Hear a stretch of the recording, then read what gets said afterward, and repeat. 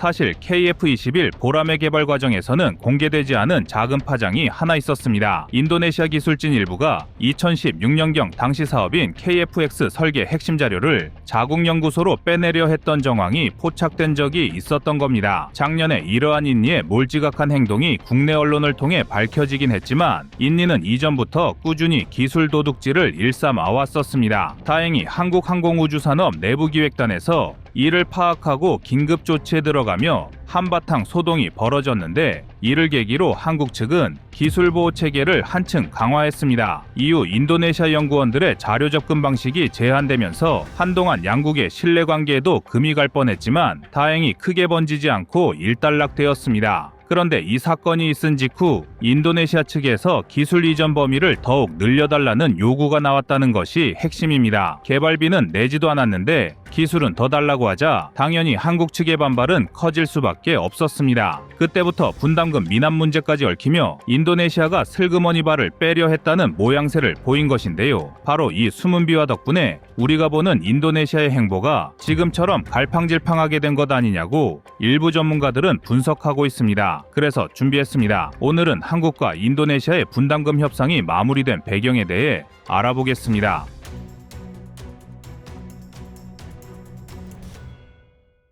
최근 한국과 인도네시아의 분담금 협상에 대한 보도가 나오면서 울상을 짓는 나라가 있습니다. 바로 러시아입니다. 러시아는 한국과 인니의 분담금 갈등이 고조되면서 자신들의 수호이 35를 적극적으로 홍보했습니다. 또 이런 로비를 통해 가시적인 성과도 보이기도 했는데요. 그도 그럴 것이 한때 인도네시아는 러시아산 4.5세대 전투기인 수호이 35 도입을 거의 확정하기 직전까지 갔습니다. 무려 11억 4천만 달러 규모의 계약이 성사 직전이었고 초도 물량 11대를 들여오는 조건도 거의 합의된 상태였다는 점에서 세계의 군사 전문가들은 인도네시아가 러시아와 더욱 밀착할 것이라며 관심을 보냈습니다. 그런데 코로나19 팬데믹이 전 세계를 덮치면서 상황이 급변합니다. 막대한 방역 예산이 필요해진 인도네시아 정부가 갑자기 전투기 구매 예산을 대폭 축소하기로 한 겁니다. 게다가 이 시점에 카투사 이슈가 겹치면서 튀르키예가 S400을 도입했다가 제재 대상이 된 전례가 남으면서 남일 같지 않다는 분위기가 확산된 것입니다. 튀르키예는 2017년 러시아의 S400 방공 시스템을 도입하며 미국과 갈등을 빚었습니다.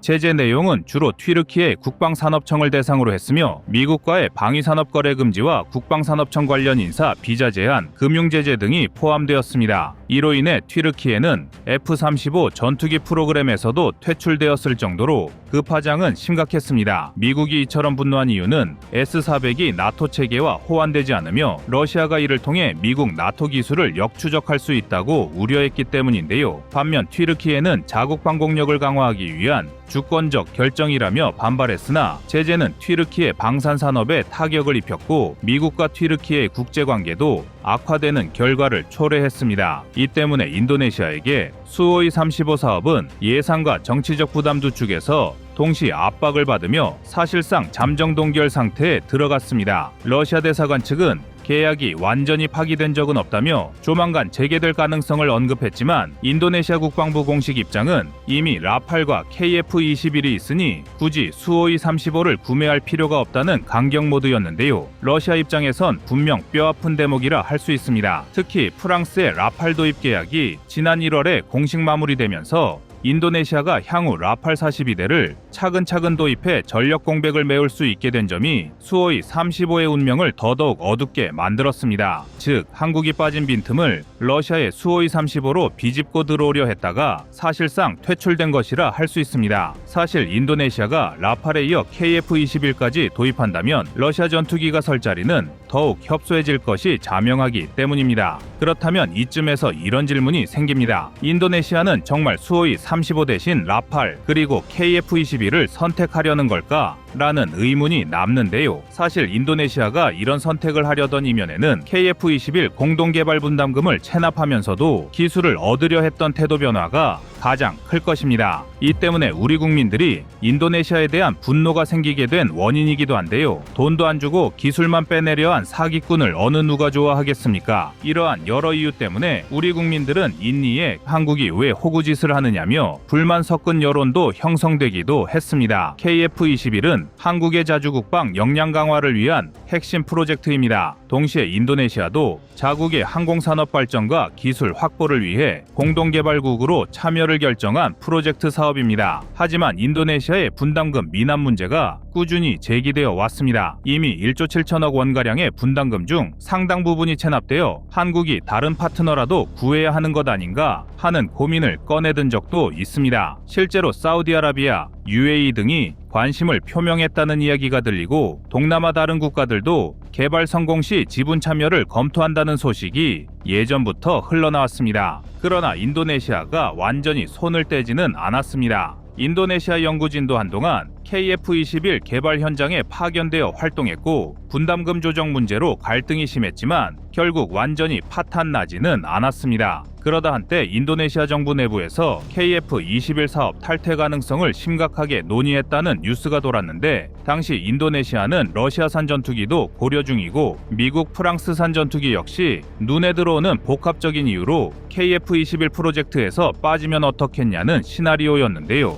하지만 가만히 계산해보니 PTDI 입장에서는 KF-21 양산이야말로 자국 항공산업에 직접적인 도움이 된다는 결론에 다다른 것으로 보입니다. 쉽게 말해 이거 놓치면 미래 쓸만한 기술을 얻을 기회가 날아간다는 절박함이 작용했다는 겁니다. 그래서 당장은 분담금 미납 문제가 잠시 수면 아래로 들어간 상태고 기술 이전 범위를 놓고 벌어지는 실랑이 정도만 조용히 남은 것으로 알려진 것입니다. 분담금 지급에 대한 두 나라의 실랑이만 펼쳐지고 다른 부분에 대해서는 지지부진한 상태로 2년가량을 이어오게 됐는데요. 그런데 사실 한국은 인도네시아를 KF-X 사업에서 완전히 배제시키려고까지 했습니다. 그리고 당시 인도네시아 연구진이 일시적으로 KF-21 개발 현장에서 배제된 적도 있기 때문입니다. 이는 체납된 분담금 문제와 맞물려 결국 기술 유출 가능성에 대한 우려가 커졌기 때문인데요. 그리고 한국은 향후 인도네시아가 분담금을 다 지급하고 다시 참여한다고 해도 기술 이전 범위는 크게 축소시키려는 계획까지 추진했습니다. 당시 국내 여론이 인도네시아에 대한 불신이 최고조를 찍던 시기였기 때문에 이는 어찌 보면 당연한 수순이었습니다. 그래서 인예 사업 참여는 사실상 현지 조립 수준에 그칠 것이란 관측도 나온 것이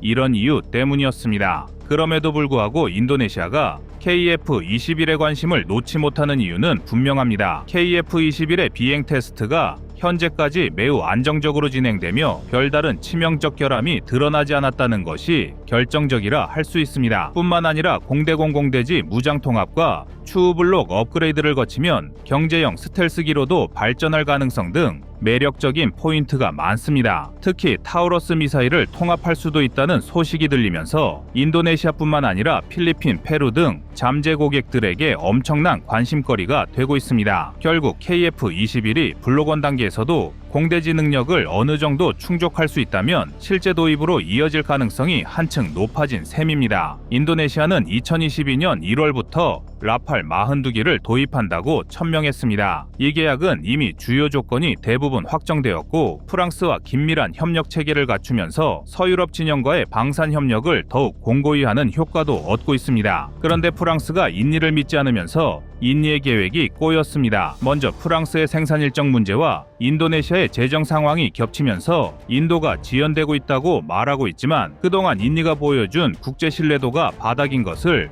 안프랑스가 대금 지급에 대한 불확실성 때문에 지연시킨다는 말이 있을 정도입니다. 그래서 실제 전투기의 인도 시점은 생산 일정과 인도네시아의 재정적 준비 상황에 따라 무기한 지연되고 있는 상태입니다. 그도 그럴 것이 KF-21이 완전히 양산되고 기술력과 실전 운용 성능이 입증된다면 인도네시아로서는 라팔 플러스 KF-21이라는 투트랙으로 공군 현대화를 이룰 수 있게 됩니다. 오히려 러시아 전투기 도입보다 정비 편의성이나 추후 부품 조달 부분에서는 월등히 유리할 뿐만 아니라 서방 진영과의 군사협력 차원에서도 훨씬 유리하다는 판단을 내린 것인데요. 그렇다면 이제 남은 과제는 무엇일까요? 바로 KF-21 양산 물량에 대한 조속한 계약 체결과 인도네시아 분담금에 대한 확실한 지급입니다. 인도네시아가 수호이 35회 등을 돌리고 대신 라팔과 KF-21에 집중하겠다는 메시지는 이미 여러 번 암시되었습니다. 필리핀 등 주변국도 KF-21의 블록 업그레이드를 주시하고 있으며 한국 한국의 FA50이 이미 동남아 시장에서 상당한 신뢰도를 쌓았다는 점도 긍정적 요인입니다. 게다가 KF-21이 현재까지 1000번이 넘는 시험 비행에서 큰 문제점을 노출하지 않았다는 점은 인도네시아 측이 다시금 잔류 의지를 보이는 핵심 원동력으로 작용하고 있습니다. 과거에 있었던 기술 유출 논란 그리고 분담금 미납이라는 껄끄러운 사안들은 여전히 시한폭탄처럼 남아있지만 이 프로젝트에서 발을 빼는 순간 PTDI나 인도네시아 항공산업 전체가 크게 뒤처질 수밖에 없다는 현실적 계산이 있습니다. 반면 한국 역시 단독 개발로 가더라도 큰 무리가 없을 정도로 역량을 갖추었지만 인도네시아와의 국제협력 프레임 자체를 간단히 포기하고 싶지는 않을 것입니다. 또한 KF-21 이후에도 중형 전투기 시장에서 공동 판로를 모색한다면 동남아와 중동 시장 공략에 든든한 파트너가 될 수 있기 때문입니다. 당장 우리에게는 인니는 계륵과 같은 존재이지만 KF-21 개발 분담금에 대한 지급을 확실히 한 이상 대한민국은 인니를 잘 활용하여 동남아의 KF-21 수출을 위한 교두보로 마련하여 그동안 인니가 우리에게 보여준 행동이 얼마나 멍청한 행동이었는지를 깨닫게 만들어야 할 것입니다.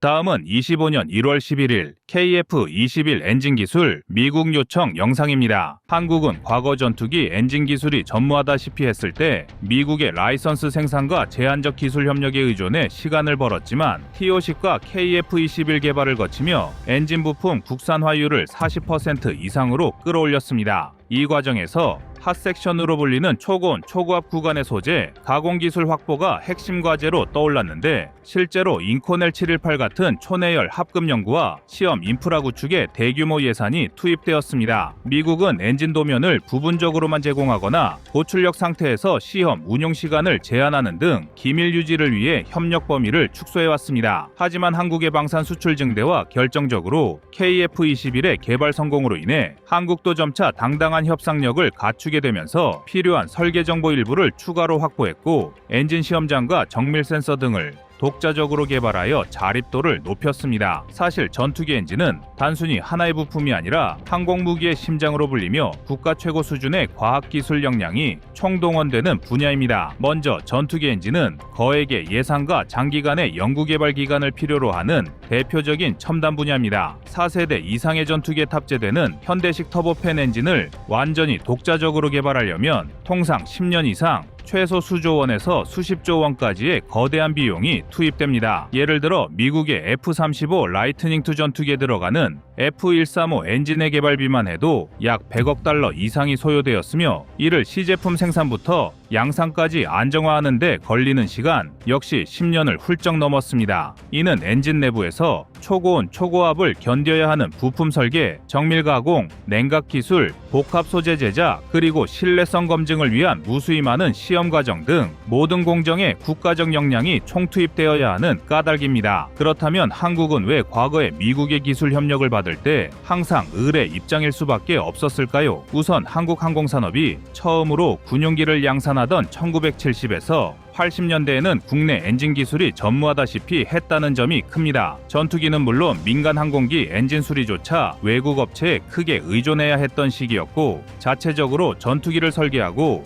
양산하는 것조차 쉽지 않았습니다. 공군이 운용하던 F4, F5 같은 기종들은 미국에서 제작한 완제품을 들여오거나 라이선스 생산을 통해 조립만 담당하는 수준이었고 정작 엔진 제작 노하우는 축적되지 않았습니다. 전쟁 직후 산업 인프라가 갓 형성되던 시기에 엔진 기술까지 독자 확보하겠다라는 구상이 실현되기에는 역부족이었습니다. 게다가 1990년대 초반부터 시작된 차세대 항공기 개발 사업인 KTX2 이후 T-50을 발전하는 과정에서도 엔진 문제는 늘 최대 난관이었습니다. 당시 T-50 고등훈련기의 엔진으로 선택된 것은 미국 주의사의 F-404 엔진이었는데 이 엔진은 성능이 검증된 데다 미 공군 F-18 전투기에도 탑재되었던 모델로 신뢰도가 높았습니다. 한국 정부와 국내 업체들은 미국으로부터 라이선스를 받아 조립과 정비 기술을 익히면서 동시에 그 과정에서 제한적이나마 기초기술 이전을 요구했습니다.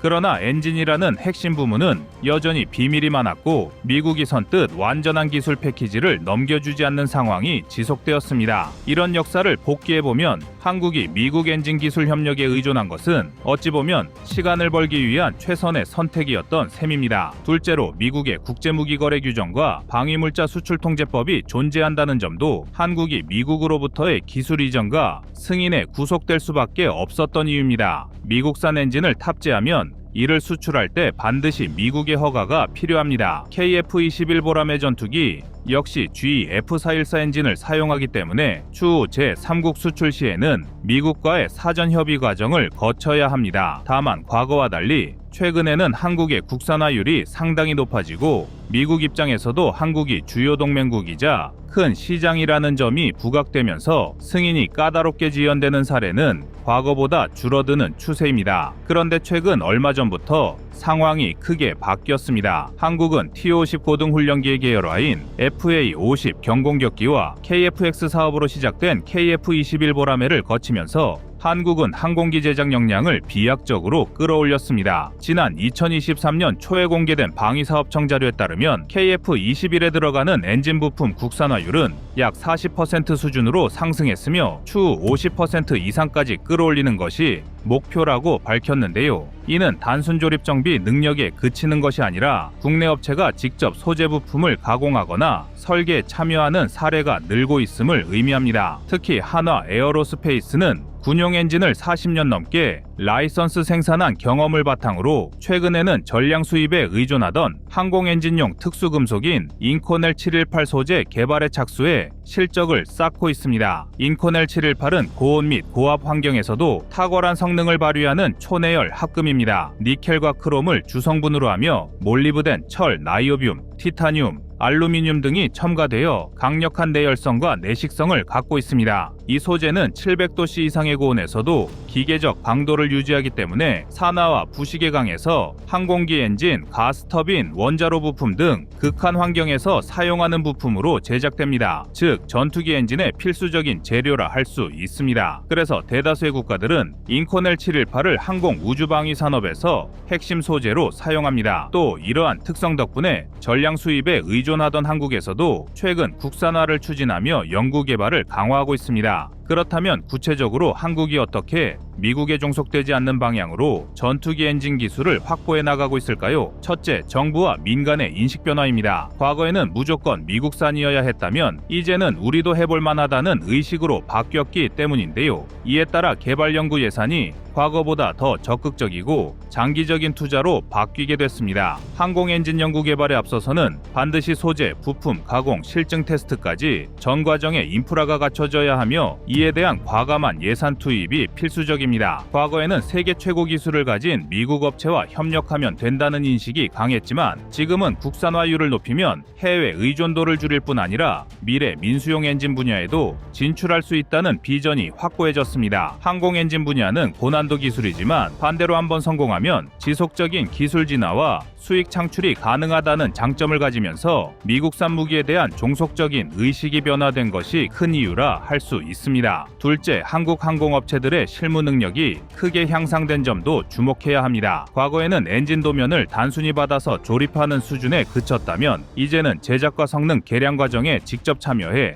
현장에서 문제점을 개선하고 우리 환경에 맞춰 재설계할 수 있는 역량을 갖추게 되었습니다. KF-21 시제기의 시험 비행 과정에서 드러난 개선점을 분석하고 향후 양산형 기체에 반영하는 등 개량 개발이 활발히 진행되는 것이 대표적인 예시입니다. 이는 미국 기업과 협력할 때도 과거처럼 일방적으로 노하우를 전수받기만 하는 구조가 아니라 이제는 서로의 이해관계를 따질 수 있는 파트너 수준까지 올라온 것이라 할 수 있습니다. 마지막으로 이 부분이 가장 큰 의미가 있는데요. 바로 한미동맹 관계의 변화로 한국의 자립을 뒷받침한 것입니다. 과거 한국은 미국의 무기를 대량 도입함으로써 군사적 안정을 유지하는 전략을 택해왔고 미국 역시 한국을 주요 전방 방어선으로 인식했기에 무기 판매와 기술 협력을 통해 지역 안정을 도모했습니다. 그러나 이제 한국은 세계 6위에서 7위권 규모 규모의 국방비를 지출하며 자체 무기 체계를 수출하는 주도적 역할을 하기 시작했습니다. 한국이 글로벌 무기 시장에서 성장한다면 미국산 부품이나 기술이 함께 수출되는 이점이 미국 측에도 존재합니다. 미국 입장에서도 한국이 완전히 독립적으로 무기를 개발하기보다 어느 정도 협력 관계를 유지하면서